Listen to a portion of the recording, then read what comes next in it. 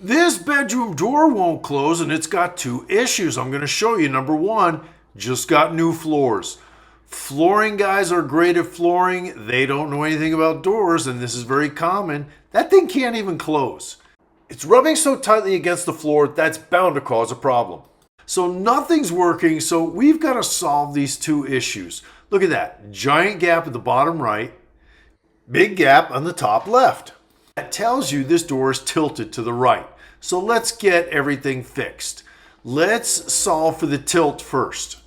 Whenever a door is tilted in this manner, it's almost always the top hinge that is loose or has stripped screws. This is very common when the floor is too high because it puts tension on the door and that pulls the screws out of the hinge. And look at these screws. They're just spinning in there. That's why everything is loose. So we're going to replace this with longer screws on a different angle. Now that hinge is tight and it's going to pull the door to the left, and that's going to raise the top right of the door.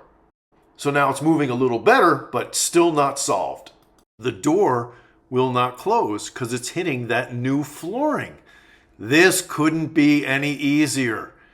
They've got the straight edge for us right there. So if you put your pencil on there and hold it level, that's going to give you a nice, 1/8 inch to 1/4 inch gap. I'll cut it right on that line, and that'll give me a nice 1/4 inch gap between the flooring and the door. For interior doors, I like a 1/4 inch gap.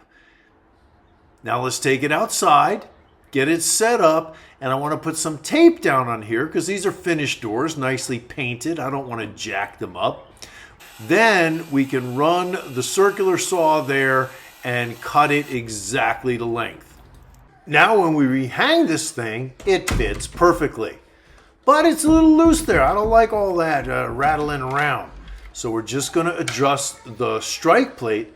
You can't always do this, but with some types of strike plates, you can stick a screwdriver in there and bend that tongue, bring it a little bit toward the stop. That'll make the door shut more snugly. You don't want it to be super tight. You want a tiny bit of rattle. That is perfect. And look at that bottom. How beautiful that looks. Another great repair.